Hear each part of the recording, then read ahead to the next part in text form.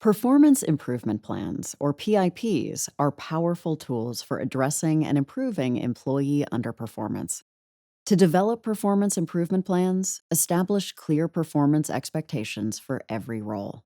These expectations can be based on job descriptions, goals, and key performance indicators. When employees understand what is expected of them, it becomes easier to identify underperformance. To identify underperformance, continuously monitor employees through regular check ins, feedback sessions, and performance evaluations. Metrics provide an unbiased view of an employee's performance and highlight improvement areas. Data driven analysis is particularly valuable when discussing employee performance issues because it provides concrete evidence for your assessment. One of the most common signs of underperformance is a noticeable decrease in the quality or quantity of an employee's work. To identify discrepancies, compare their current output to established benchmarks or previous performance levels. Consistently missing deadlines or failing to meet project milestones can indicate underperformance. Pay attention to feedback from colleagues, customers, or clients who have noticed performance issues.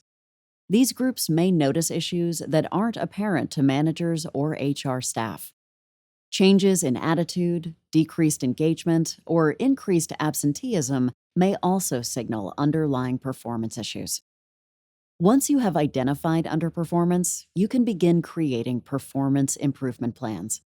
The PIP sets specific and measurable goals to address the areas of underperformance. The PIP also sets timelines for achieving these goals, and an average PIP typically ranges from 30 to 90 days, depending on the performance issues. The PIP focuses on encouraging improvement rather than punitive measures, but it is important to communicate and enforce the consequences if there is no improvement. In serious circumstances, this could mean termination. Balance accountability with support and development strategies. You want to show the employee that you care about them and their growth, but they should try to improve their performance and follow the PIP.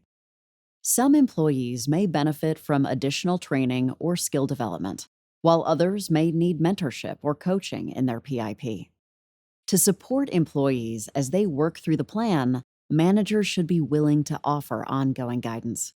Encourage open communication channels where employees can seek clarification, express concerns, or provide feedback on their experience.